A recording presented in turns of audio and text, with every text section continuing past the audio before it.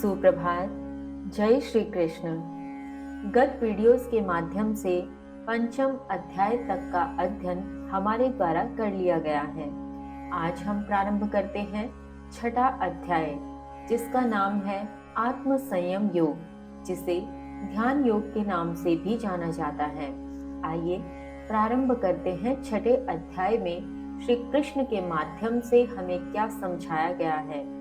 इसके प्रथम श्लोक में ही श्री कृष्ण भगवान कहते हैं, श्लोक संख्या 1, अनाश्रितः कर्म फलम कार्यम कर्म करोति यः सः संन्यासी च योगी च न निरग्निं चाक्रियः।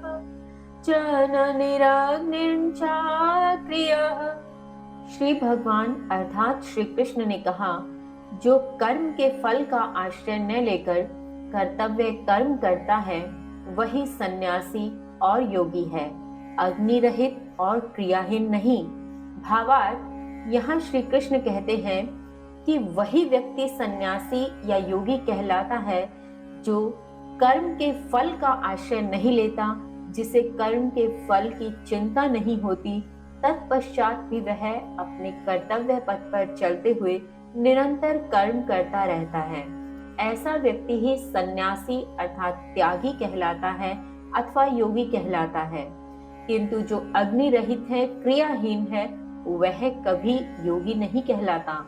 यहाँ अग्नि रहित से तात्पर्य जिसने यज्ञ इत्यादि सभी प्रकार की क्रियाओं का त्याग कर दिया है, वह सभी कर्म जो अग्नि के माध्यम से किए जाते हैं, यज्ञ इत्यादि जिनके माध्यम से देवताओं तक आहुति पहुंचाई जाती है, इस प्रकार के कर्मों से रहित होता हुआ, या क्रियाहीन जिसने यह सोचकर कि मैं तो योगी हूँ, मुझे कर्म करने की आवश्यकता ही नहीं है, इस प्रकार से सोचकर जो अपने सभी कर्मों का त्याग कर दे, जो अपने द्वारा सभी प्रकार की यज्ञ इत्यादि क्रियाओं का ही त्याग कर दे, ऐसे व्यक्ति को योगी नहीं कहा जा सकता। ऐसा व्यक्ति सन्यासी नहीं हो सकता, त्यागी नहीं हो सकता।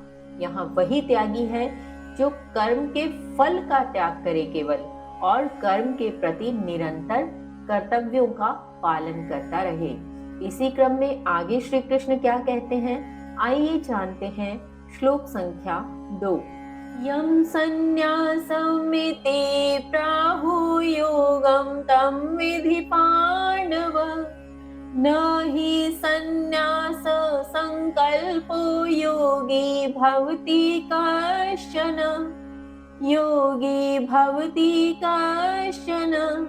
गत श्लोक का विस्तार करते हुए श्री कृष्ण कहते हैं, हे पांडुपुत्र, इस प्रकार जिसको संन्यास कहते हैं उसको योग जानो।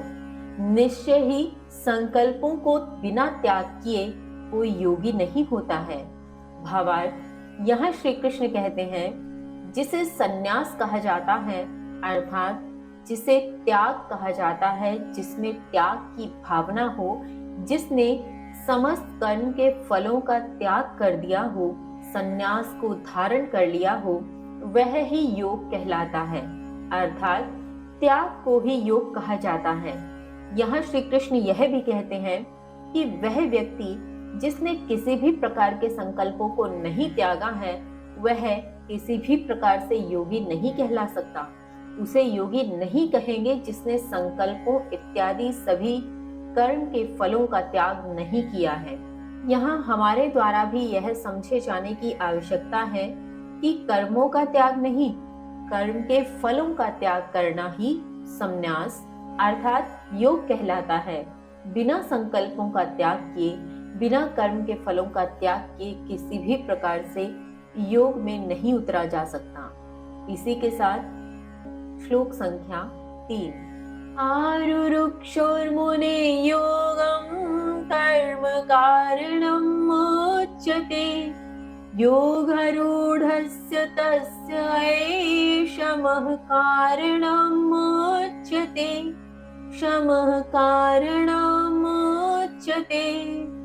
श्री कृष्ण कहते हैं, योग के नव साधक मुनि के लिए योग में कर्म ही साधन कहा जाता है। किंतु योग में आरूढ़ के लिए उसका वही त्याग साधन कहा जाता है। भावार्थ, यहाँ श्री कृष्ण कहते हैं जो योग का नव साधक होता है, जिसने अभी योग करना प्रारंभ किया है, ऐसे मुनि के लिए, ऐसे नव साधक के लिए योग के भीतर कर्म करना ही उसका साधन कहलाता है। अर्थात कर्म के माध्यम से ही कर्म रूपी साधन को साधते हुए वह योग में उतर सकता है। किंतु वह जो योग में आरूढ़ है, अर्थात जो योग का पुराना साधक है, जिसने योग में अनेक सिद्धियों को प्राप्त कर लिया है, ऐसे आरूढ़ योग साधक के लिए उसका वही त्याग साधन कहलाता है। उस कर्म के फलों का त्याग कर देना और कर्म के प्रति किसी भी प्रकार के मनन चिंतन का ध्यान न करना ही उसका साधन कहलाता है। प्रारंभ में योग साधक कर्म के प्रति आसक्त रहता है, निरंतर कर्म को करते हुए अपने आप को योग की साधना में तपाता है। किंतु वहीं जब वह योग में सिद्धि को प्राप्त होता है तो निश्चय ही कर्म के प्रति उसकी आसक्ति नहीं रह जाती।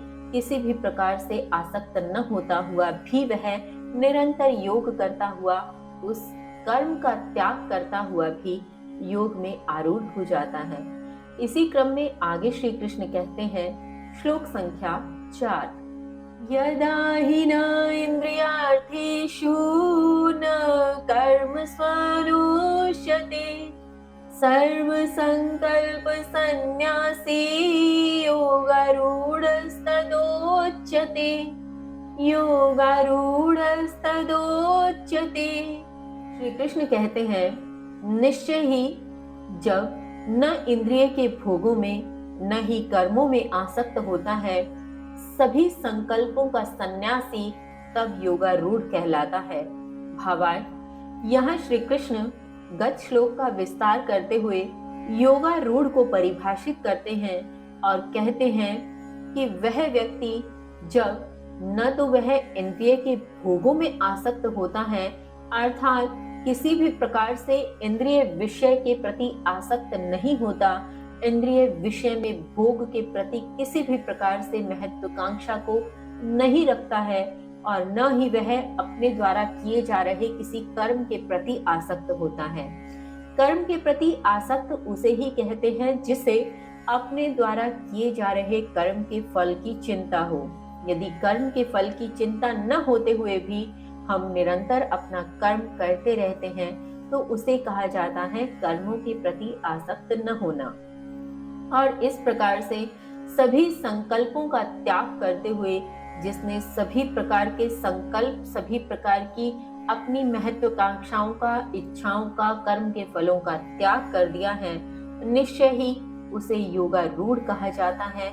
उसे ही हम योग में आरूढ़ अर्थात योग में सिद्ध मनुष्य कह सकते हैं, सिद्ध प्राणी कह सकते हैं। इसी क्रम में श्लोक संख्या 5, उद्धरेदात्मनात्मानं न आत्मानं वसादयेत् आत्मैव आत्मनो बन्धुः आत्म एव रिपुरात्मनः आत्म एव रिपुरात्मनः। श्री कृष्ण कहते हैं, अपने से अपना उद्धार करे, अपना पतन न होने दे। निश्चय ही आत्म अर्थात मन ही अपना बंधु है और आत्म ही अपना शत्रु है। भावार्थ, यहाँ श्री कृष्ण समझाना चाहते हैं कि अपने से ही अपना उद्धार किया जा सकता है। कोई भी प्राणी स्वयं के ज्ञान से ही स्वयं के अज्ञान को हटा सकता है, स्वयं ही अपना उद्धार कर सकता है, अपना पतन न होने दे। किसी भी प्रकार से मोह इत्यादि इंद्रियों में आसक्त होते हुए अपना पतन न होने दे, स्वयं को नीचे न गिरने दे, अपने से अपना उद्धार करें। श्री कृष्ण आगे समझाते हैं, निश्चय ही यह आत्म अर्थात अपना स्वयं का मन ही अपना बंधु भी है और यही मन अपना शत्रु है। कैसे? आइए जानते हैं। श्लोक संख्या 6, बन्धुरात्मात्मनः तस्य येनात्मेवात्मना चितः अनात्मनस्तु शत्रुत्वे वर्तेतात्मै शत्रुवत्। श्री कृष्ण कहते हैं, जिसके द्वारा अपना आत्म ही अपने द्वारा जीत लिया गया है, उसका अपना आत्म ही बंधु है। किंतु जो इस मन को, आत्म को वश में नहीं कर पाया, शत्रुता के कारण उसका आत्म ही अपना शत्रु की भांति बना रहता है। भावार्थ, यहाँ श्री कृष्ण कहते हैं कि जिसने अपने मन को, अपने आत्म को जीत लिया है, से तात्पर्य कि अपनी इंद्रियों को वश में कर लिया है, संयम को धारण कर लिया है, संयम को अपना माध्यम बना लिया है, ऐसे व्यक्ति का आत्म उसका मित्र बन जाता है, उसका बंधु बन जाता है। किंतु वही जो व्यक्ति इस मन को, इस आत्म को वश में नहीं कर पाया है, जो अपनी इंद्रियों को संयम में नहीं कर पाया है, निश्चय ही शत्रुता के कारण यह उसका आत्म ही उसका शत्रु बना रहता है, क्योंकि यह उसके विपरीत ही चलता है। यदि हम अपने मन को अपना मित्र बनाना चाहते हैं, तो हमें भी संयम को धारण करना होगा, अपनी इंद्रियों को अपने वश में करना होगा। तत्पश्चात हमारा अपना आत्म ही हमारा मित्र बन जाएगा। और यदि हम ऐसा नहीं कर पाए, तो हमारा अपना मन ही हमारा शत्रु बना रहेगा। इसी क्रम में श्लोक संख्या 7। जितात्मनः प्रशान्तस्य परमात्मा समाहितः शीतोष्ण सुख दुःखेषु तथा मानापमानयोः। श्री कृष्ण कहते हैं, जिसने सर्दी गर्मी में, सुख दुख में, उसी प्रकार मान अपमान में आत्म को अर्थात अपने मन को जीत लिया है, उसकी शांति ने परम रूप आत्मा को प्राप्त कर लिया है। भावार्थ, यहाँ श्री कृष्ण कहते हैं, जिसने प्रत्येक प्रकार की परिस्थिति में, अर्थात चाहे सर्दी हो अथवा गर्मी हो, सुख हो अथवा दुख हो, मान मिले या फिर अपमान मिले, किसी भी प्रकार की परिस्थिति हो, किसी भी प्रकार का भाव हो, प्रत्येक प्रकार की परिस्थिति में स्वयं में संयम धारण कर लिया है, स्वयं को समभाव में धारण कर लिया है, प्रत्येक प्रकार से अपने मन को जीत लिया है, अपने मन को अपने वश में कर लिया है, वह परम शांति को प्राप्त होता है। और उसकी यही शांति उसे परम पिता परमात्मा के स्वरूप के दर्शन करवाती है, उस परम आत्मा में स्थित कर देती है। उसकी शांति से वह परम रूप आत्मा को पहले ही प्राप्त हो चुका है, यह उसे समझना चाहिए। इसी क्रम में आगे श्री कृष्ण कहते हैं, श्लोक संख्या 8। ज्ञान विज्ञान तृप्तात्मा कूटस्थो विजितेन्द्रियः युक्तः इति उच्यते योगी समलोष्टाश्म कांचन। श्री कृष्ण कहते हैं, ज्ञान व विज्ञान से तृप्त आत्म, विकार रहित जीती हुई इंद्रियों वाला महात्मा इस प्रकार कंकड़, पत्थर, स्वर्ण समदर्शी योगी कहलाता है। भावार्थ, यहाँ श्री कृष्ण कहते हैं कि वह आत्म, वह मन जिसने प्रत्येक प्रकार से ज्ञान व विज्ञान को धारण कर लिया है, प्रत्येक प्रकार से ज्ञान व विज्ञान से तृप्त हो चुका मन, तृप्त हो चुकी आत्मा, ज्ञान अर्थात अर्जित ज्ञान और विज्ञान अर्थात अनुभव के माध्यम से प्राप्त हुआ ज्ञान, इस प्रकार दोनों ही ज्ञानों से तृप्त जो आत्म है, तृप्त मन है, वह विकार रहित होता हुआ जीती हुई इंद्रियों वाला, जिसने इंद्रियों को अपने वश में कर इंद्रियों पर विजय प्राप्त कर ली है, ऐसा महात्मा इस प्रकार से कंकड़, पत्थर और स्वर्ण किसी भी प्रकार से उन्हें अलग अलग नहीं देखता, समदर्शी होता है, अर्थात समान रूप से देखने वाला होता है। ऐसा महात्मा ही योगी कहलाता है, योग से सिद्ध कहलाता है।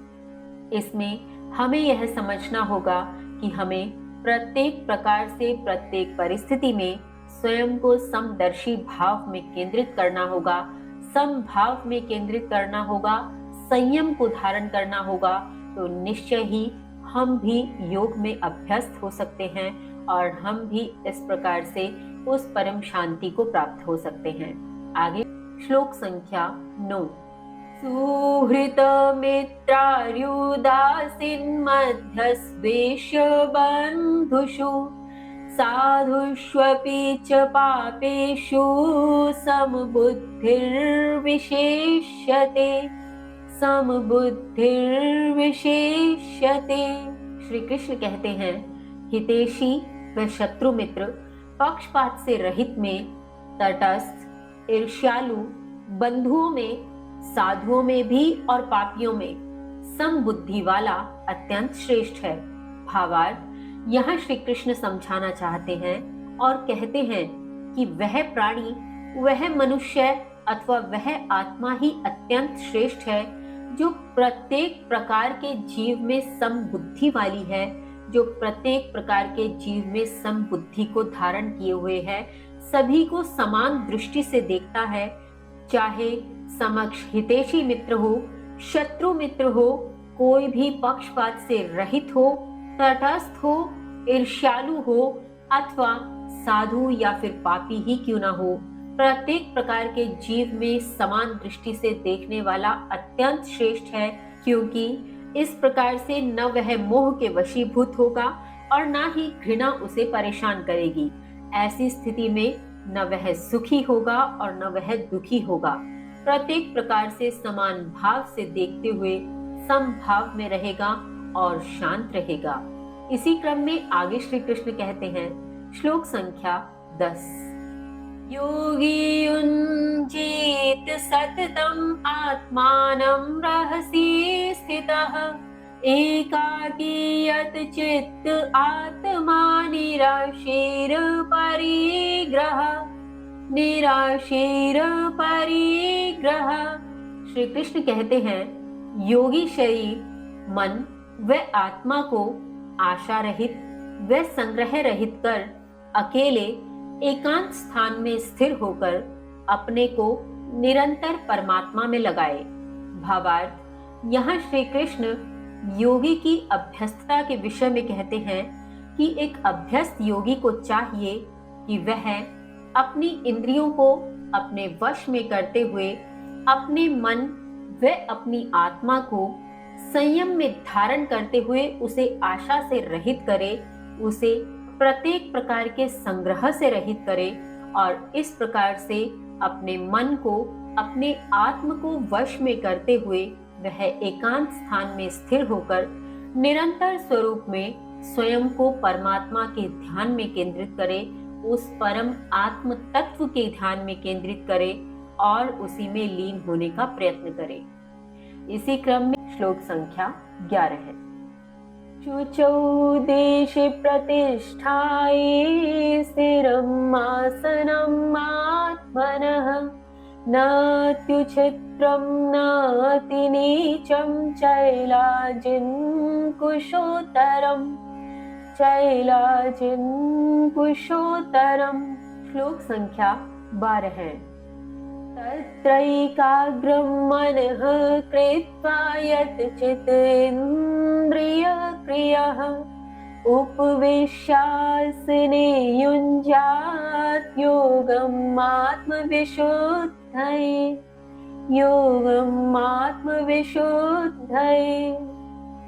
श्री कृष्ण कहते हैं, पवित्र भूमि पर कुश के आवरण पर मुलायम मृच्छाल वस्त्र बिछाकर, जो न बहुत ऊंचा हो न बहुत नीचा हो, ऐसा अपना आसन स्थापित कर वहां बैठकर अपने शरीर, मन व इंद्रियों की क्रियाओं को वश में कर मन को एकाग्र करके अपनी शुद्धि के लिए योग का अभ्यास करें।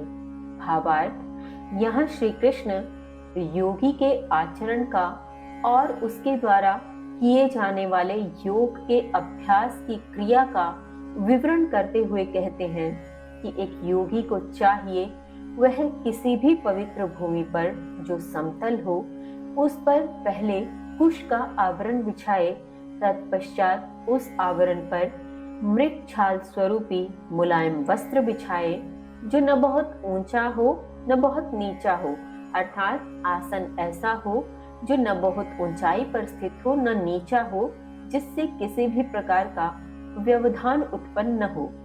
इस प्रकार से अपने आसन को स्थापित करते हुए वह अपने शरीर, मन व इंद्रिय सभी प्रकार की क्रियाओं को वश में करे, उन्हें संयम में रखे और इस प्रकार से मन को एकाग्र कर दे।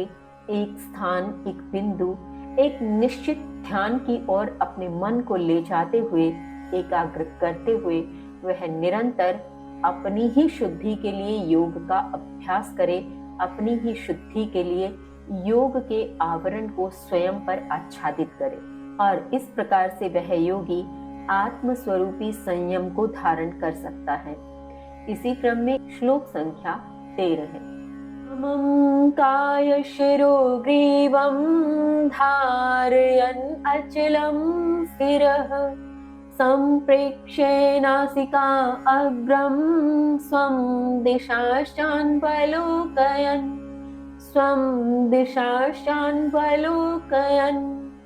श्लोक संख्या 14 है। शांतात्मा विगतभिः ब्रह्मचारी व्रते स्थितः मनः संयम्य मत्चित्तो युक्तः आसीत् मतपरः।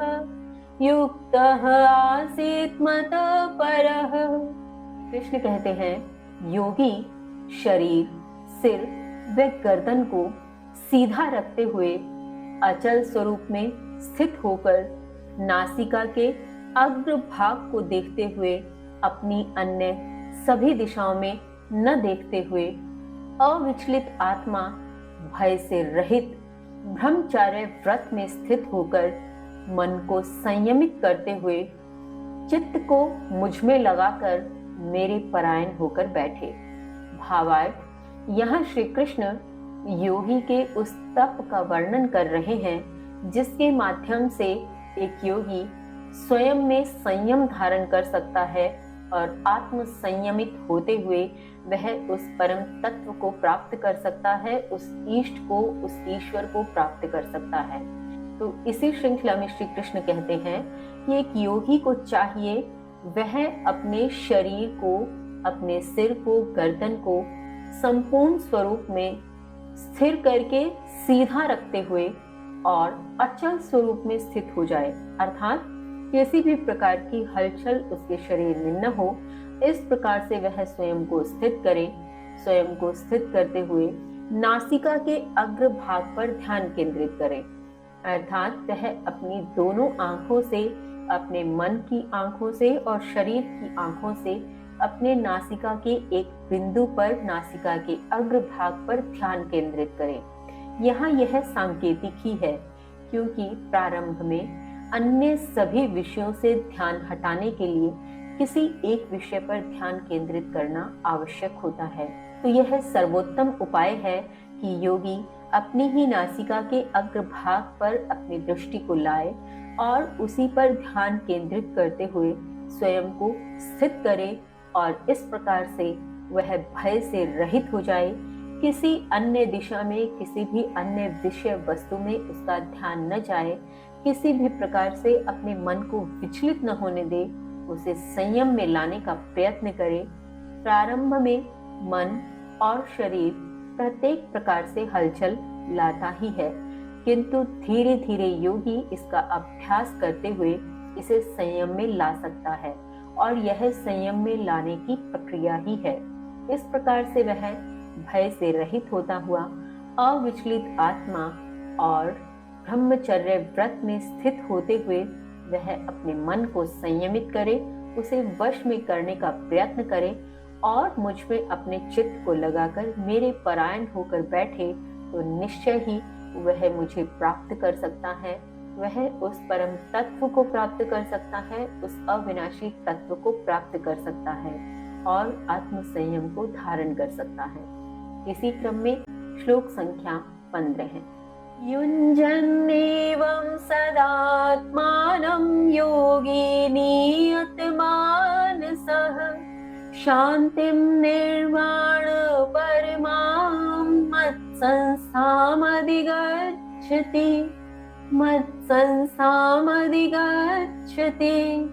श्री कृष्ण कहते हैं, इस प्रकार संयमित मन वाला योगी सदा अपना अभ्यास करते हुए शांति को, परम निर्वाण अर्थात मोक्ष को, मेरे संस्थान अर्थात भगवत धाम को प्राप्त होता है।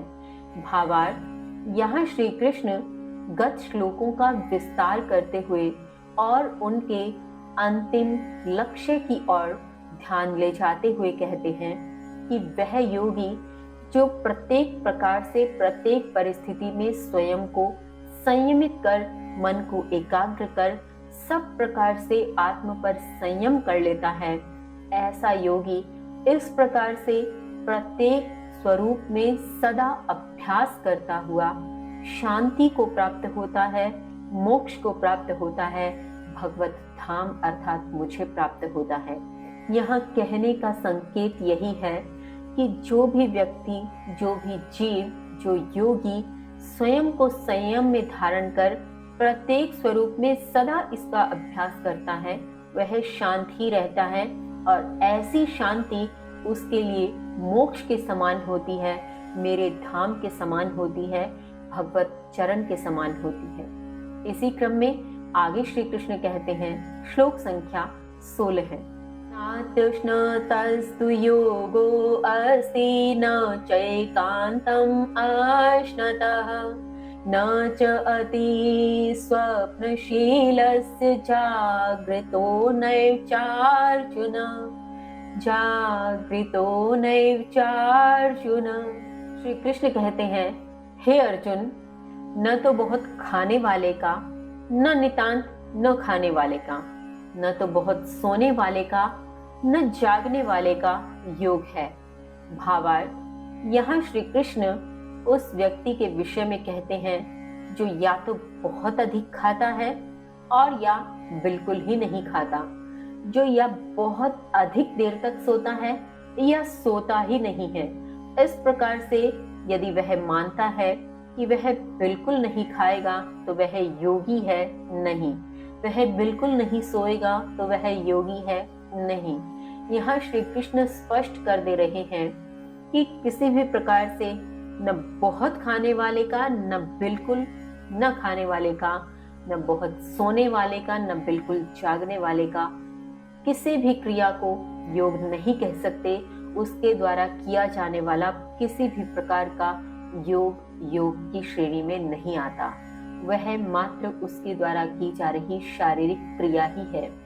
इस प्रकार से वह योग में अभ्यस्त नहीं हो सकता। इसलिए प्रत्येक परिस्थिति में प्रत्येक क्रिया को संयमित स्वरूप में करना ही योग है। संयमित स्वरूप में करते हुए, एकाग्र होते हुए ध्यान को उस इष्ट में लगाना ही योग है। इसके आगे श्लोक संख्या 17 है, युक्ताहार विहारस्य युक्त चेष्टस्य कर्मसु युक्त स्वप्नावबोधस्य योगो भवति दुःखः। श्री कृष्ण कहते हैं, नियमित आहार विहार करने वाले का, कर्मों में नियमित चेष्टा करने वाले का और नियमित स्वरूप में सोने व जागने वाले का योग दुख को नष्ट करने वाला है। भावार्थ, यहाँ श्री कृष्ण योग का एक महत्वपूर्ण लक्षण बताते हुए कहते हैं कि वह व्यक्ति जो अपने आहार व विहार दोनों स्वरूप में पूर्ण रूप से नियमित है, संयमित है, अर्थात वह नियमित मात्रा में और नियमित समय पर ही आहार लेता है, भोजन लेता है और नियमित रूप से विहार करता है, जो कर्मों में नियमित चेष्टा रखता है, अर्थात वह कर्म जो उसकी प्राण रक्षा के लिए आवश्यक है और जो उसके धर्म के लिए आवश्यक है, केवल उन्हीं कर्मों को करता है। उसके अतिरिक्त महत्वाकांक्षा स्वरूपी इच्छाओं के कर्मों को नियम में रखता है, संयम में रखता है, वश में रखता है और इसी के साथ उन किए जा रहे कर्मों के प्रति फल की इच्छा भी नहीं करता।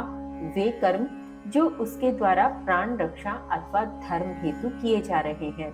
इसके साथ वह सोने और जागने में भी नियमित है, समय के अनुकूल है। वह व्यक्ति इस प्रकार का योग करता हुआ अपने सभी दुखों का नाश कर लेता है, अथवा कहें कि इस प्रकार से आहार विहार कर्मों में वह सोने अथवा जागने के स्वरूप में नियमित रहने वाले व्यक्ति का योग उसके समस्त दुखों का नाश कर देता है। इसी क्रम में आगे श्री कृष्ण कहते हैं, श्लोक संख्या 18 है, यदा विनीयतं चित्तम् आत्मन्येवावतिष्ठते निःस्पृहः सर्वकामेभ्यो युक्तः इति उच्यते तदा, युक्तः इति उच्यते तदा। श्री कृष्ण कहते हैं, जब नियत किया हुआ चित्त आत्म में स्थित हो जाता है, सभी कामों अर्थात भोगों से आकांक्षा से रहित, इस प्रकार तब योगी कहा जाता है। भावार्थ, यहाँ श्री कृष्ण योगी का अन्य लक्षण बताते हुए कहते हैं और यह समझाने का प्रयत्न कर रहे हैं कि किसे योगी समझा जाए, किसे योगी कहते हैं। जो इस प्रकार से नियत हो जाए चित्त, अर्थात गत श्लोक में जो श्री कृष्ण ने समझाया कि जो अपने आप को नियमित कर ले, नियत कर ले, संयमित कर ले, आहार में, विहार में, कर्मों में, सोने और जागने में, तो इस प्रकार से जब वह नियमित हो जाता है तो इस प्रकार का नियमित होता हुआ चित्त अर्थात नियत होता हुआ, संयमित होता हुआ चित्त आत्म में ही स्थित हो जाता है। यानी वह व्यक्ति केवल आत्म में आनंद की अनुभूति लेता है। वह किसी भी प्रकार के कर्म से प्रभावित नहीं होता, किसी भी प्रकार से कर्म उसे प्रभावित नहीं कर सकते, कर्म के फल भी उसे प्रभावित नहीं कर सकते। हाँ, यह होता अभ्यास से है, एक बार या 2 बार के नियमितता से नहीं होता, इसे बार बार अभ्यास करना पड़ता है। तभी तो कहते हैं, करत करत अभ्यास के जड़मति होत सुजान। तो इस प्रकार से जब अभ्यास करता हुआ चित्त पूर्ण रूप से संयमित हो जाता है तो वह आत्म में स्थित हो जाता है, अर्थात आत्म में ही आनंद लेने लगता है और इस प्रकार का वह चित्त आकांक्षा से रहित हो जाता है, काम अर्थात भोगों से, महत्वाकांक्षाओं से रहित हो जाता है। तभी उसे योगी कहा जाता है। उसे ही हम वास्तविक स्वरूप में योग कह सकते हैं और उस व्यक्ति को योगी कह सकते हैं। इसी क्रम में श्लोक संख्या 19, यथा दीपो निवातस्थो निंगते सोपमा स्मृता योगिनो यत् चित्तस्य युञ्जतो योगमात्मनः, युञ्जतो योगमात्मनः। श्री कृष्ण कहते हैं, जिस प्रकार दीपक वायु रहित स्थान में हिलता डुलता नहीं है, वही उपमा योगी की मानी जाती है, जिसका चित्त योग में आत्म में संलग्न है। भावार्थ, यहाँ श्री कृष्ण वायु रहित स्थान में जलते हुए दीपक की उपमा योगी के समान बताते हुए कहते हैं कि जैसे वायु रहित स्थान अर्थात जहाँ वायु नहीं चल रही हो, ऐसे स्थान पर जलते हुए दीपक की लो कभी हिलती नहीं, कभी किसी प्रकार से उसमें हलचल नहीं होती।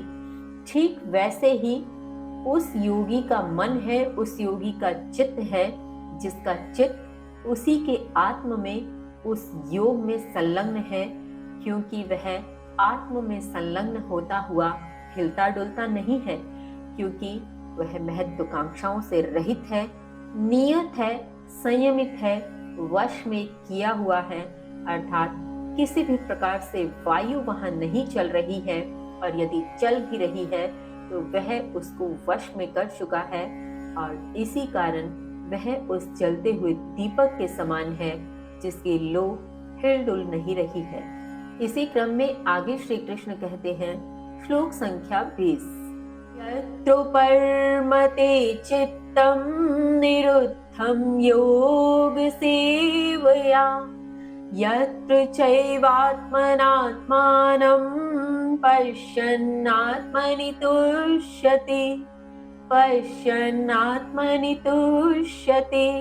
श्री कृष्ण कहते हैं, जहाँ भोगों से निवृत्त योग के अभ्यास से चित्त शांत हो जाता है और जहाँ अपने से ही अपने को देखने वाला अपने में ही संतुष्ट हो जाता है। भावार्थ, यहाँ श्री कृष्ण एक स्थिति का व्याख्यान करते हुए कहते हैं कि वह स्थिति जहाँ पर भोगों से निवृत्त होता हुआ चित्त, अर्थात जिसके चित्त में किसी भी प्रकार की भोग लालसा इत्यादि शेष नहीं रही है, जिसने प्रत्येक स्वरूप में पूर्ण रूप से अपनी इंद्रियों को वश में कर लिया है, किसी प्रकार से भोग के प्रति उसकी लालसा उसे प्रभावित नहीं करती, इस प्रकार का वह चित्त जब योग से शांत हो जाता है, योग का निरंतर अभ्यास करता है और ऐसा चित्त जब वह स्वयं ही स्वयं को देखता हुआ स्वयं में संतुष्ट हो जाता है, अर्थात अपने से अपने को ही देखता हुआ, किसी और का अवलोकन नहीं करना है, स्वयं का ही अवलोकन करना है, स्वयं से ही करना है और फिर स्वयं में ही संतुष्ट हो जाना है। तो ऐसी स्थिति में होता क्या है? श्लोक संख्या 21, सुखम आत्यांतिकम यत् तत् बुद्धि ग्राह्यम अतीन्द्रिय वेति यत्र न च एवायं स्थितः चलति तत्त्वतः। श्री कृष्ण कहते हैं, वह जो बुद्धि से ग्रहणीय, इंद्रियों से परे उस परम सुख को जानता है और जहाँ वह स्थित रहता है, सत्य से हटता नहीं है।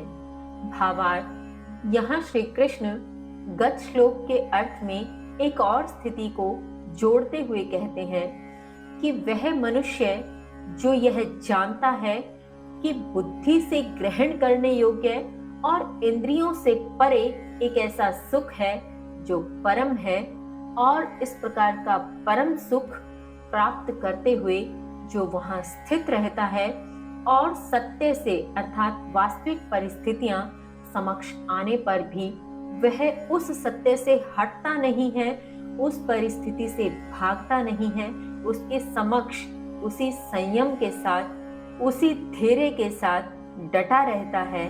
तो इसमें क्या होता है, आगे जानते हैं। श्लोक संख्या 22, यं लब्ध्वा च परं लाभं मन्यतेनाधिकं ततः यस्मिन् स्थितो न दुःखेन गुरूणामपि विचाल्यते। श्री कृष्ण कहते हैं, जो प्राप्त करके और अन्य कोई लाभ उससे अधिक नहीं मानता है, जिसमें स्थित होकर दुख से भारी होने पर भी चलायमान नहीं होता है। भावार्थ, यहाँ श्री कृष्ण एक अन्य स्थिति को जोड़ रहे हैं और कहते हैं, एक ऐसी स्थिति जिसे प्राप्त करने के पश्चात योगी अन्य किसी भी लाभ को उससे अधिक नहीं मानता और उससे अधिक दुख स्वरूप स्थिति भी आ जाए तब भी वह चलायमान नहीं होता, अर्थात विचलित नहीं होता, अपनी स्थिति से हटता नहीं है। ऐसी कौन सी स्थिति है? श्लोक संख्या 23, तम विद्याद दुख संयोग वियोगम योग संजितम सनिश्चयेन योक्तव्यो योगो अनिर्विण चेतसा।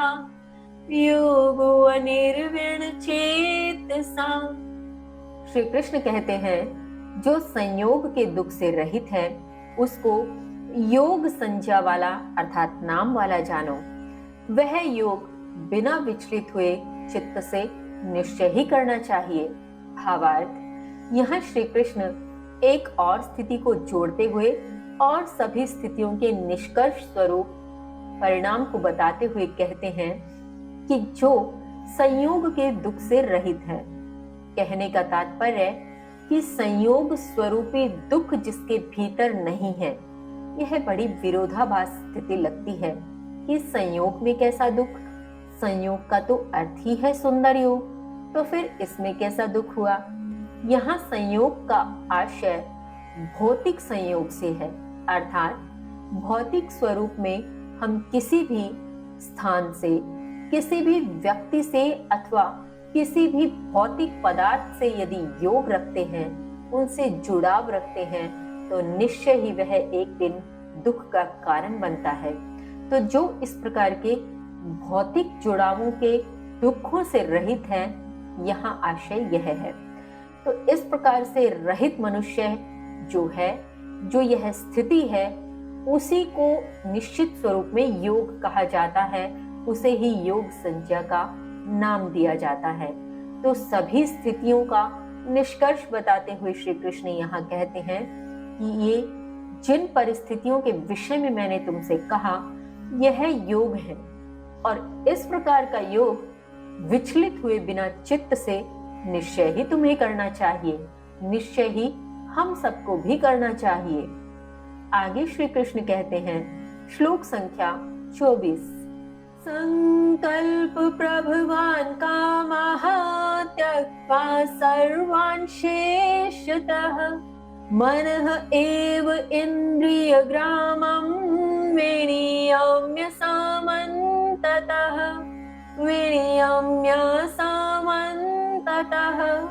श्री कृष्ण कहते हैं, संकल्प से उत्पन्न कामों अर्थात भोगों को सब प्रकार से पूर्णतया त्याग कर मन से सभी ओर से इंद्रियों के समूह को नियत करे अर्थात वश में करे। भावार्थ, यहाँ श्री कृष्ण कहते हैं कि एक आत्म संयमी योगी को चाहिए कि वह अपने ही संकल्प से अपने भीतर उत्पन्न सभी प्रकार के काम अर्थात भोग इत्यादि लालसाओं को प्रत्येक स्वरूप में पूर्ण रूप से नष्ट कर दे, उनका त्याग कर दे, और इस प्रकार से अपने ही मन से इंद्रियों के संपूर्ण समूह को वश में कर ले, नियत कर ले। इस प्रकार से वह आत्म पर संयम कर सकता है, आत्म संयम योग को धारण कर सकता है। इस श्रृंखला में आगे श्लोक संख्या 25, शनि शनि ऊपर मेत बुद्धया धृति गृहीतया आत्मसंस्थं मनः कृत्वा न किंचिदपि चिन्तयेत्, न किंचिदपि चिन्तयेत्। श्री कृष्ण कहते हैं, धीरे धीरे बुद्धि द्वारा तथा धैर्य पूर्वक उप्रति अर्थात विरक्ति प्राप्त आत्म में मन स्थित करके कुछ भी नहीं सोचें। भावार्थ, यहाँ श्री कृष्ण आत्म पर संयम करने का अभ्यास बताते हुए कहते हैं कि मनुष्य को चाहिए प्रारंभ में वह धीरे धीरे अपनी बुद्धि के द्वारा और धैर्य को धारण करते हुए विरक्ति को प्राप्त होता हुआ अर्थात सभी इंद्रियों से अपना ध्यान हटाता हुआ, उपरति होता हुआ अपने ही आत्म में मन को स्थित करे और कुछ भी नहीं सोचने का प्रयत्न करे। यह सब अभ्यास से होगा। यह अभ्यास की पहली श्रृंखला है।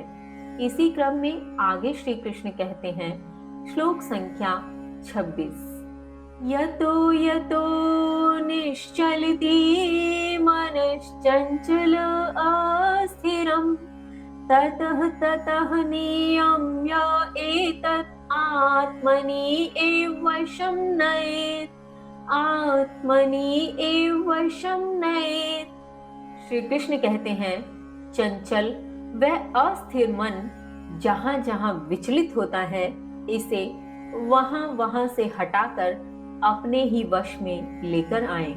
भावार्थ, यहाँ श्री कृष्ण आत्म पर संयम करने के अभ्यास की अगली कड़ी में कहते हैं कि यह मन चंचल है, अस्थिर है, अर्थात कभी स्थिर नहीं रहता, इतना चंचल है कि क्षण भर में कहीं का कहीं चला जाता है, यहाँ बैठे बैठे ही न जाने कहां कहां का भ्रमण करा देता है। और इस प्रकार का विचलित होता मन अनेक प्रकार की विषय वस्तु में अपना ध्यान लगाता है, अनेक प्रकार की विषय वस्तु के प्रति मनुष्य को महत्वाकांक्षी कर देता है। तो श्री कृष्ण यहाँ कहते हैं कि मनुष्य को चाहिए यह चंचल व अस्थिर होता हुआ मन जहाँ जहाँ विचलित होता है, जहाँ जहाँ मनुष्य को लगे कि यह मन उसे विचलित कर रहा है, उसे परेशान कर रहा है अथवा उसे भोग इत्यादि लालसाओं में भ्रमण करने हेतु विवश कर रहा है, तो मनुष्य को इस मन को वहां से हटाकर अपने वश में लाने का प्रयत्न करना चाहिए। यदि मन आपको वश में करने का प्रयत्न करता है तो ऐसा उसे न करने दें, आप उसे वश में कर लें। मन के कहने पर स्वयं को मजबूर न करें, अपितु स्वयं के कहने पर मन को मजबूर कर दें। इसी क्रम में श्लोक संख्या 27। प्रशांत मन संघीएनं योगिनं सुखमोत्तमम् उपैति शान्त्रजसम ब्रह्मभूतं कल्मषम्। श्री कृष्ण कहते हैं, निश्चय ही शांत मन से यह योगी शांत रजोगुण ब्रह्म के साथ एकाकार पाप से रहित परम सुख को प्राप्त करता है। भावार्थ, यहाँ श्री कृष्ण गत श्लोकों के माध्यम से प्राप्त हुए शांत मन का एक सुंदर परिणाम बताते हुए कहते हैं कि जब मनुष्य धैर्य पूर्वक अपने मन को सब प्रकार की इंद्रियों से हटाता हुआ शांति को प्राप्त होता है, जब वह प्रत्येक प्रकार से अपने मन के विचलन को अपने वश में कर लेता है, तब वह जिस शांति को प्राप्त होता है उसकी वही शांति उसके लिए एक वरदान के रूप में फलीभूत होती है, जिससे वह शांत रजोगुण अर्थात रज का मतलब होता है चंचलता से, तो उसके भीतर की जब चंचलता ही समाप्त हो जाएगी तो रजोगुण भी धीरे धीरे स्वतः ही शांत हो जाएगा। तो शांत मन के माध्यम से शांत रजोगुण ब्रह्म के साथ एकाकार होता उसका आत्म अर्थात उस अविनाशी तत्व के साथ वह एकत्व को अनुभव करने लगता है, और साथ ही पाप से रहित होता हुआ वह उस परम सुख को प्राप्त करता है, जिस सुख की तुलना किसी अन्य सुख से नहीं की जा सकती। इसी क्रम में आगे श्री कृष्ण कहते हैं, श्लोक संख्या 28। युञ्जन एवं सदात्मानं योगी विगत कल्मषः सुखेन ब्रह्म संस्पर्शम् अत्यन्तं सुखमाश्नुते।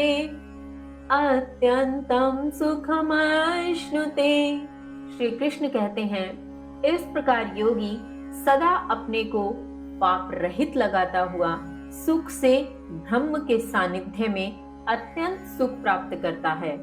भावार्थ, यहाँ श्री कृष्ण कहते हैं कि जब एक योगी परम शांति के लक्ष्य को प्राप्त कर लेता है, जब वह उस परम शांति में आनंदित रहने लगता है, जब वह योगी के उस स्वरूप को पूर्ण रूप से अपने पर आच्छादित कर लेता है, तब इस प्रकार से योगी सदा स्वयं को पाप रहित कर्मों में लगाता है। कहने का तात्पर्य यह भी है कि पाप उससे होते ही नहीं है, वह स्वयं में आनंदित रहता है, उसे न किसी से मित्रता न किसी से वैर।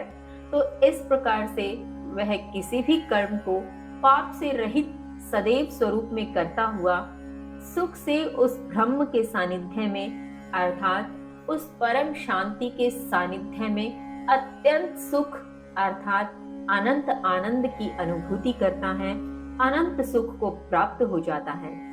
इसी क्रम में श्लोक संख्या 29।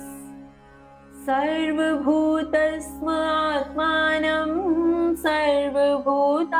चात्मनि ईक्षते योगयुक्तात्मा सर्वत्र समदर्शनः सर्वत्र समदर्शनः।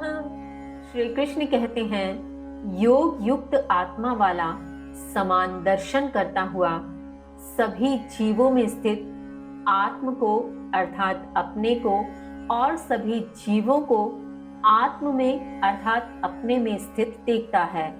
भावार्थ, यहाँ श्री कृष्ण कहते हैं कि वह व्यक्ति जिसने आत्म संयम को धारण कर योग के उस चरम लक्ष्य को प्राप्त कर लिया है, जो योगी है, ऐसा योगी समान दर्शन देखने वाला होता है, अर्थात प्रत्येक स्थिति में वह समदर्शी होता है, समभाव रखने वाला होता है। इस प्रकार से वह प्रत्येक जीव में अपने को देखता है, अर्थात आत्म को देखता है, और प्रत्येक जीव को अपने में देखता है, अर्थात आत्म में देखता है। कहने का तात्पर्य कि उसे किसी प्रकार की भिन्नता दिखाई ही नहीं देती।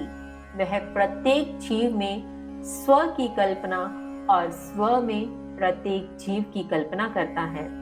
इसके आगे श्री कृष्ण कहते हैं, श्लोक संख्या 30, यो मां पश्यति सर्वत्र सर्वं च मयि पश्यति तस्याहं न प्रणश्यामि सः च मे न प्रणश्यति सः च मे न प्रणश्यति। श्री कृष्ण कहते हैं, जो सभी जगह मुझे देखता है और सभी को मुझ में देखता है, उसके लिए मैं अदृश्य नहीं होता और न वह मेरे लिए अदृश्य होता है।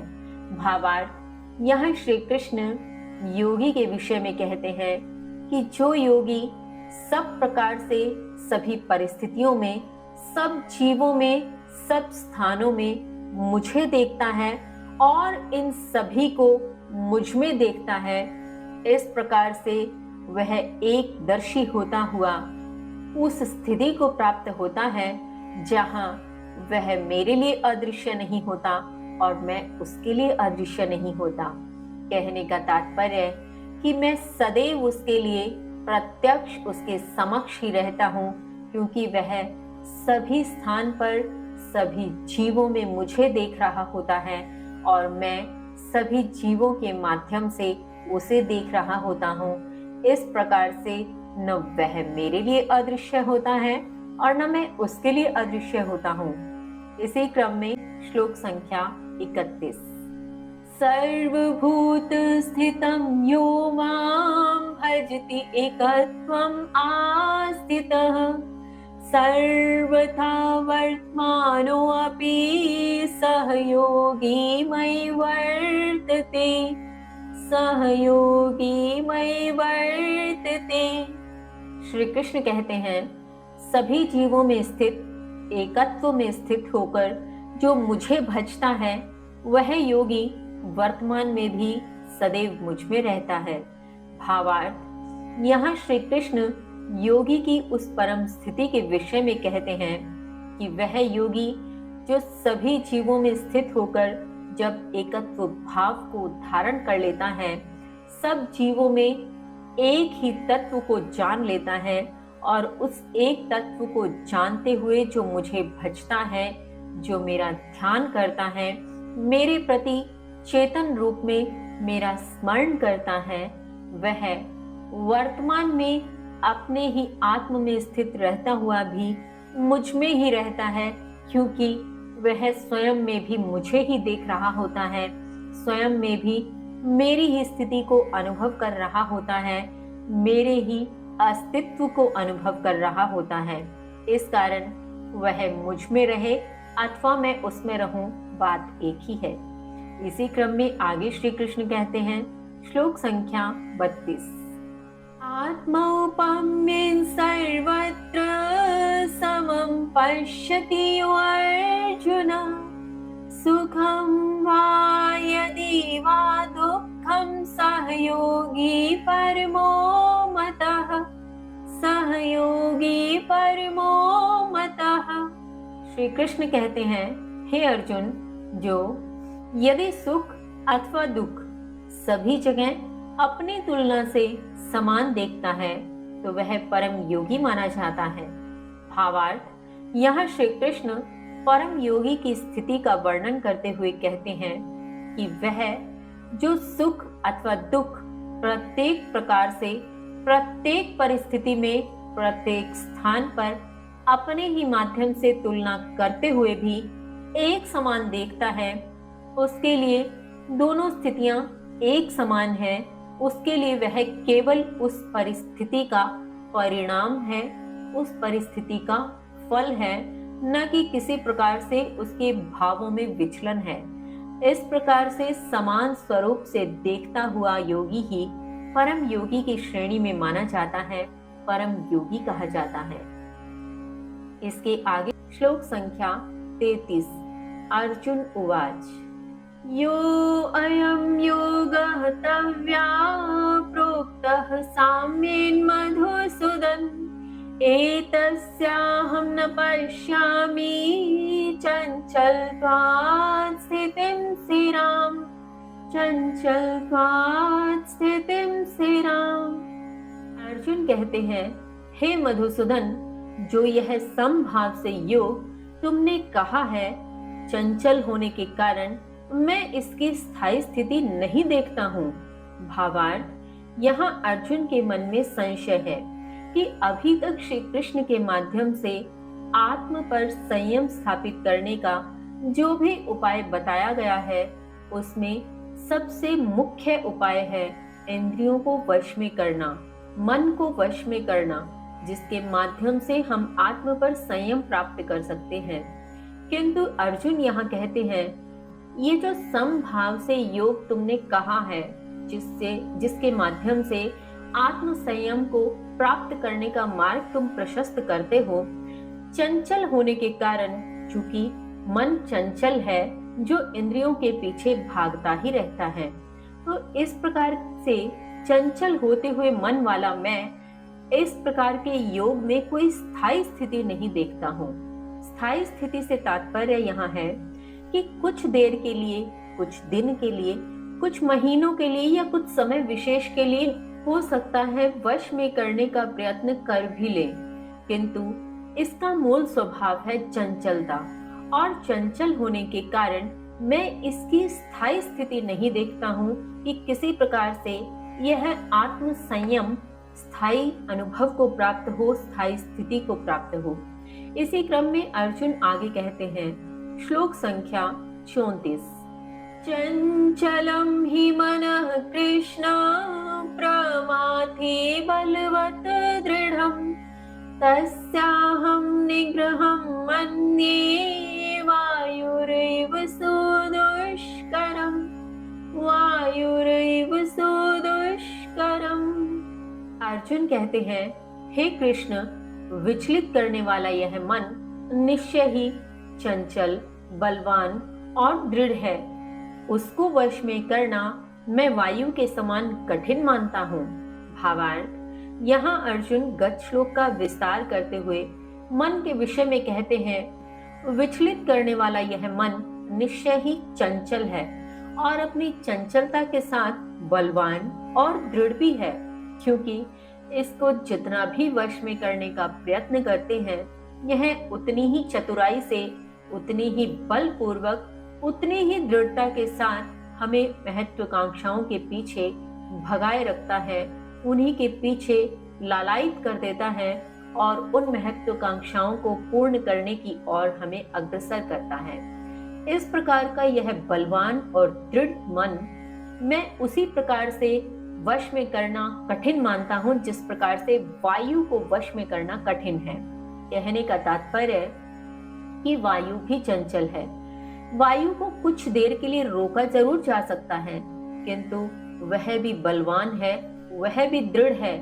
वह जब अपने वेग में आ जाए तो उसके समक्ष कुछ भी टिकता नहीं है। जिस प्रकार से वायु को वश में करना कठिन है, मैं उसी प्रकार मन को वश में करना भी कठिन मानता हूँ। इस प्रकार का संशय अर्जुन के माध्यम से श्री कृष्ण के समक्ष रखा गया। श्लोक संख्या 35।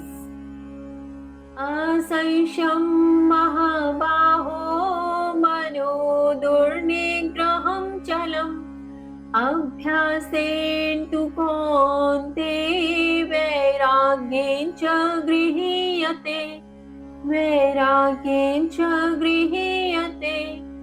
श्री भगवान अर्थात श्री कृष्ण कहते हैं, हे महाबाहु, निसंदेह चलायमान मन वश में करना कठिन है, लेकिन अभ्यास और वैराग्य से वश में होता है। भावार्थ, यहाँ श्री कृष्ण अर्जुन के संशय का निवारण करते हुए कहते हैं कि हे अर्जुन, तुम ठीक कह रहे हो, यह मन बड़ा चंचल है और यह चलायमान मन वश में करना बड़ा ही कठिन कार्य है, इसमें किसी प्रकार का कोई संदेह नहीं। किंतु निरंतर अभ्यास और वैराग्य के प्रति जागरूक रहने से, वैराग्य के प्रति निरंतर सचेत रहने से इसे वश में किया जा सकता है, इसमें भी कोई संदेह नहीं है। इसी क्रम में आगे श्री कृष्ण कहते हैं, श्लोक संख्या 36। असंयतात्मना योगो दुष्प्राप इति मे मति वश्यात्मना तु यतता शक्यो अवाप्तुम् उपायतः। श्री कृष्ण कहते हैं, असंयत आत्म से यह योग प्राप्त करना कठिन है, लेकिन वश में किए आत्म व साधन से प्रयास करते हुए प्राप्त करना संभव है, ऐसा मेरा मत है। भावार्थ, यहाँ श्री कृष्ण अपना मत व्यक्त करते हुए कहते हैं कि हे अर्जुन, निश्चय ही यह मन चंचल है और असंयत आत्म वाला अर्थात जिसने अपने मन को संयत नहीं किया, नियमित नहीं किया, उस पर किसी प्रकार का नियंत्रण नहीं किया है, उस मन के माध्यम से यह योग प्राप्त करना निश्चय ही कठिन कार्य है। किंतु जो इसे वश में कर ले, वह निरंतर इसका अभ्यास करते हुए इस योग को प्राप्त कर सकता है। इस प्रकार से प्राप्त करना निश्चय ही संभव है, ऐसा मैं मानता हूँ। इसी क्रम में श्लोक संख्या 37। अर्जुन उवाच आयति श्रद्धया उपेतो योगात् चलितमानसः अप्राप्य योग संसिद्धिं काम गतिं कृष्ण गच्छति। अर्जुन कहते हैं, हे कृष्ण, श्रद्धा से लगा हुआ, योग से विचलित मन वाला असफल योगी योग सिद्धि को प्राप्त न होकर किस गति को जाता है। भावार्थ, यहाँ अर्जुन श्री कृष्ण से प्रश्न करते हैं और कहते हैं कि माना मन को वश में करने का अभ्यास करें, फिर भी एक प्रश्न उठता है कि हम श्रद्धा से लगे रहें, मन को वश में करने का प्रयत्न भी करते रहें, कभी वश में आ जाए और कभी न हो पाए, कभी महत्वाकांक्षाओं को हम नियंत्रण में ले लें, तो कभी उनके पीछे यह मन भागने को हमें बलात् ही ले चले।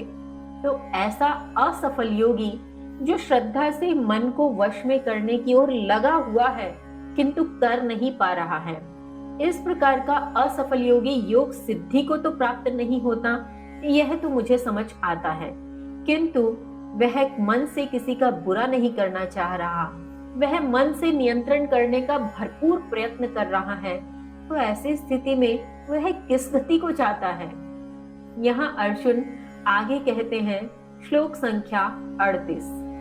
कच्चिन्नो भैर्वी भ्रष्ट छिन्नाभ्रमिव नश्यति अप्रतिष्ठो महाबाहो विमूढ़ो ब्रह्मणः पथि। अर्जुन कहते हैं, हे महाबाहु कृष्ण, ब्रह्म प्राप्ति के मार्ग पर आश्रय रहित दोनों ओर से भ्रष्ट होकर छिन्न भिन्न बादल के समान क्या नष्ट नहीं हो जाता। भावार्थ, यहाँ अर्जुन पुनः प्रश्न करते हैं और पूछते हैं कि हे कृष्ण, हे महाबाहु, ब्रह्म प्राप्ति के मार्ग पर लगा हुआ यह चंचल मन, जब नियंत्रण करने का अभ्यास भी किया जा रहा है किंतु कर नहीं पा रहे हैं। ऐसी स्थिति में न तो इस पर पूरा नियंत्रण है, न ही यह पूर्ण रूप से स्वतंत्र है। तो क्या दोनों ओर से भ्रष्ट होता हुआ अर्थात न ब्रह्म प्राप्ति पर पूर्ण जा पा रहा है, न ही अपनी महत्वाकांक्षाओं को पूर्ण रूप से पूर्ण कर पा रहा है। तो क्या ऐसी स्थिति में दोनों ओर से भ्रष्ट होता हुआ छिन्न भिन्न बादल के समान क्या यह नष्ट नहीं हो जाता? कहने का तात्पर्य भौतिक स्वरूप में भी महत्वाकांक्षाओं की पूर्ति न करे और उधर से ब्रह्म की प्राप्ति भी न हो, तो ऐसी स्थिति में क्या यह नष्ट नहीं हो जाएगा, न इधर का और न उधर का? श्लोक संख्या 39। एतन्मे संशयं कृष्ण छेतुम् अर्हसि अशेषतः तत् अन्य संशयस्यास्य छेता न ह्युपपद्यते अर्जुन कहते हैं, हे कृष्ण, मेरे इस संशय को पूर्णतः दूर करने के लिए आपसे प्रार्थना है। निश्चय ही आपके बिना अन्य इस संशय को दूर करने वाला पाया जाना संभव नहीं है। भावार्थ, यहाँ अर्जुन अपने दोनों प्रश्नों को रखते हुए अपने संशयों को पूर्ण रूप से रख लेने के पश्चात श्री कृष्ण से प्रार्थना के स्वरूप में कहते हैं कि हे कृष्ण, मेरे इस संशय का पूर्ण रूप से निवारण करने के लिए आपसे प्रार्थना करता हूँ, आपसे विनय करता हूँ, अनुनय करता हूँ कि आप इसका पूर्णतः निवारण करें, क्योंकि आपके अतिरिक्त अन्य कोई दूसरा इस संशय का निवारण कर सके ऐसा कोई भी प्राणी पाए जाना संभव नहीं है। इसी प्रश्नों के उत्तर में अब आगे श्री कृष्ण अर्जुन से क्या कहते हैं, आइए जानते हैं। श्लोक संख्या 40। श्री भगवान उवाच पार्थ न एव इह नामोऽत्र विनाशस्तस्य वेद्यते न हि कल्याणकृत कश्चित् दुर्गतिं तात गच्छति।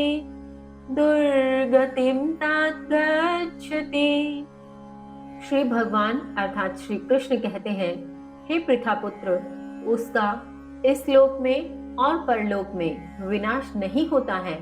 हे प्रिय, कल्याण कार्यों में लगा हुआ कोई भी निश्चय ही दुर्गति को नहीं जाता है।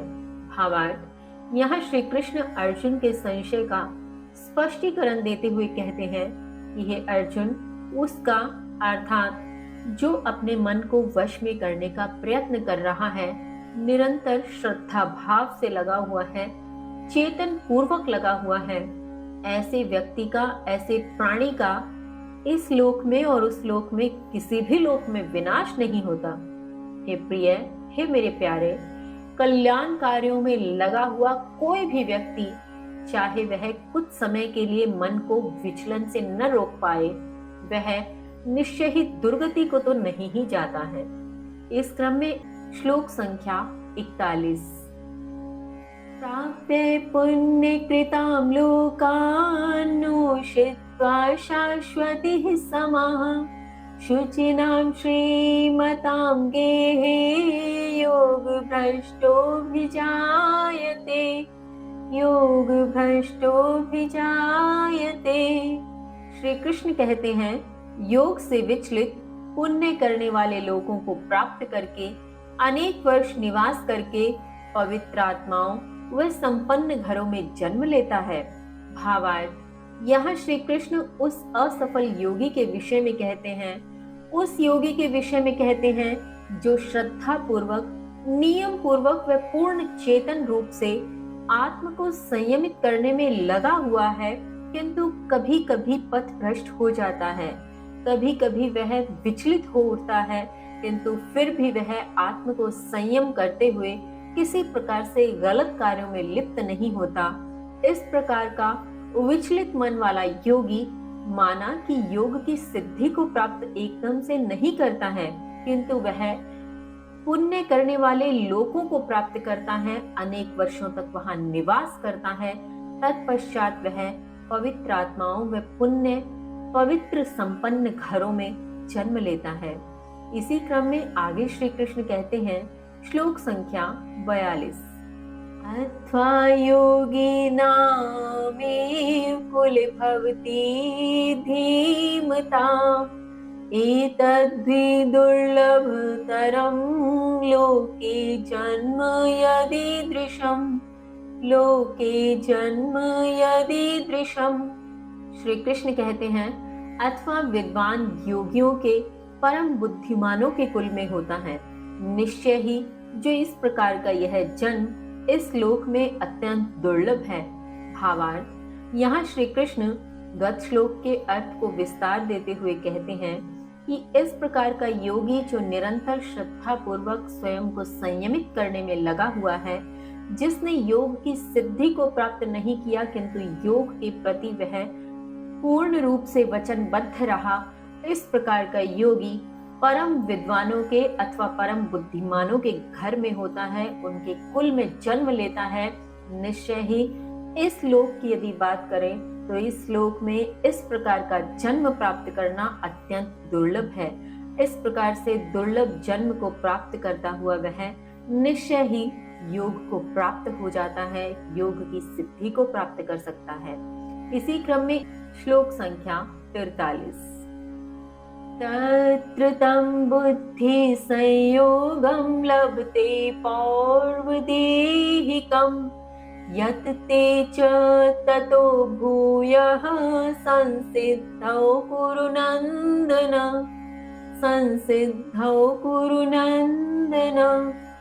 श्री कृष्ण कहते हैं, हे कुरुनंदन, वहां उस पूर्व देह के बुद्धि संयोग को प्राप्त करके तत्पश्चात पुनः सिद्धि के लिए प्रयास करता है। भावार्थ, यहाँ श्री कृष्ण कहते हैं कि जब वह योगी जो योग की सिद्धि को प्राप्त नहीं कर पाया था किंतु योग के प्रति पूर्ण श्रद्धा से मगन था, पूर्ण श्रद्धा से तत्पर था, ऐसा योगी जब पुण्य आत्माओं के पवित्र आत्माओं के घर में जन्म लेता है तो वहां वह उस पूर्व देह के बुद्धि संयोग से उसका तादात्म्य हो जाता है, उस पूर्व देह की बुद्धि के संयोग को प्राप्त कर लेता है। तब उसे उस पूर्व देह के भीतर जिस प्रकार के योग को उसने किया था वह उसकी चेतना में पुनः जागृत होने लगता है और इस प्रकार की चेतना को जागृत करते हुए, इस प्रकार से पूर्व देह के बुद्धि संयोग को प्राप्त करते हुए वह पुनः योग की सिद्धि के लिए प्रयासरत हो जाता है, पुनः योग को सिद्ध करने की ओर कर्म करने लगता है। इसी क्रम में आगे श्री कृष्ण कहते हैं, श्लोक संख्या 44, पूर्वाभ्यासेन तेनेव क्रियते ह्यवशोऽपि सः जिज्ञासुरपि योगस्य शब्द ब्रह्माति वर्तते।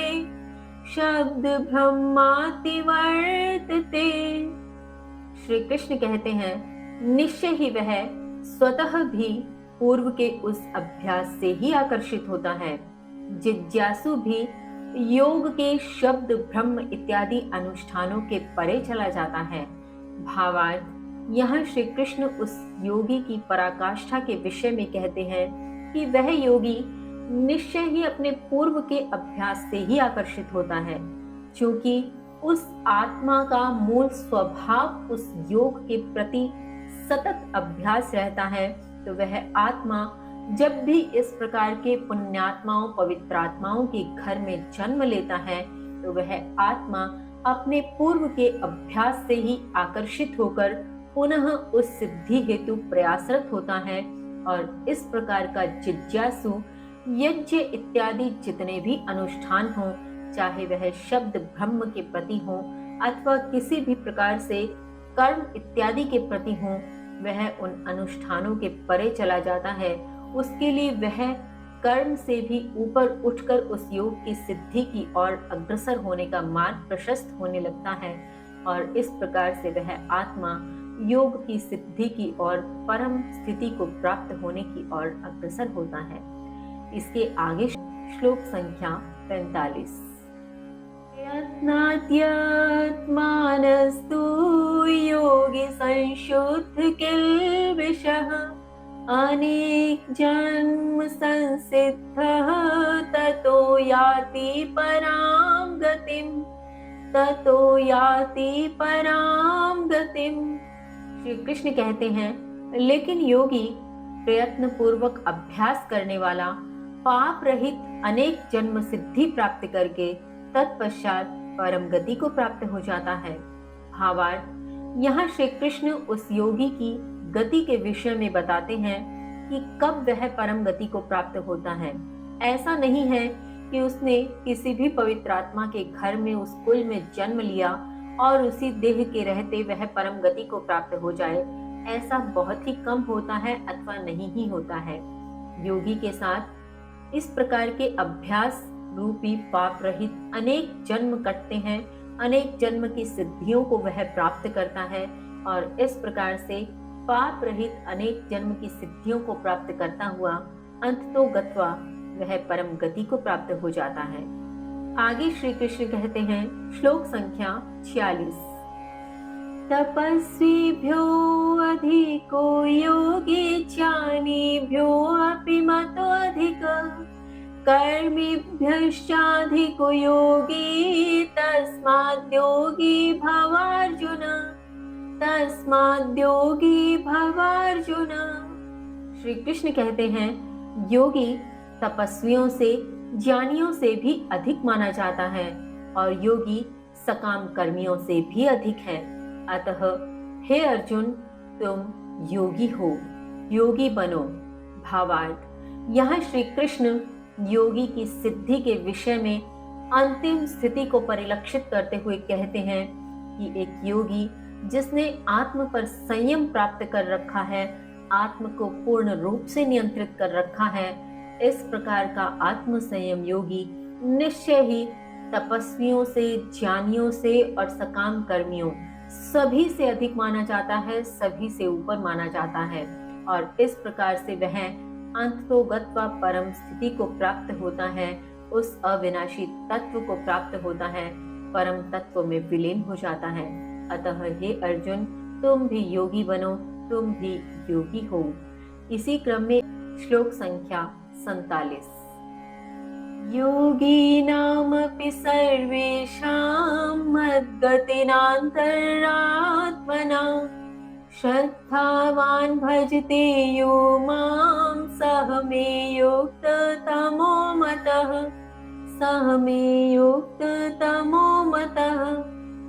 श्री कृष्ण कहते हैं, सभी योगियों में भी अंतः आत्म से मुझ में लगे हुए जो मुझे भजता है वह मेरे द्वारा परम योगी माना जाता है। भावार्थ, यहाँ श्री कृष्ण स्वयं के मतानुसार परम योगी को परिभाषित करते हुए कहते हैं कि निश्चय ही वे सभी आत्म संयमी योगी योग की सिद्धि को प्राप्त करते हैं, किंतु उन सभी योगियों में भी जो अंतः आत्म से मुझे भजता है, श्रद्धा से अंतःकरण से मेरे परम सानिध्य में रहता है, वही मेरे द्वारा परम योगी माना जाता है, उसे ही मैं परम योगी की संज्ञा देता हूँ। इसी श्लोक के साथ इस अध्याय की यही समाप्ति होती है, जिसके माध्यम से हमने आत्म संयम के महत्व को समझा। आत्म संयम के महत्व को समझते हुए अर्जुन के भीतर जिन शंकाओं के फलस्वरूप जिन प्रश्नों का उद्गमन हुआ, जिन प्रश्नों को उसने श्री कृष्ण के समक्ष रखा, उनके उत्तर स्वरूप भी हमने ऐसे योगी की दशा और उस गति को समझा और इस आत्म संयम योग को पूर्ण रूप से समझने का प्रयत्न किया। इसी के साथ यह अध्याय यहाँ समाप्त होता है। नए अध्याय के माध्यम से श्री कृष्ण क्या कहते हैं अथवा हमें क्या नया जानने को मिलता है, जानेंगे कल। तब तक के लिए जय श्री कृष्ण।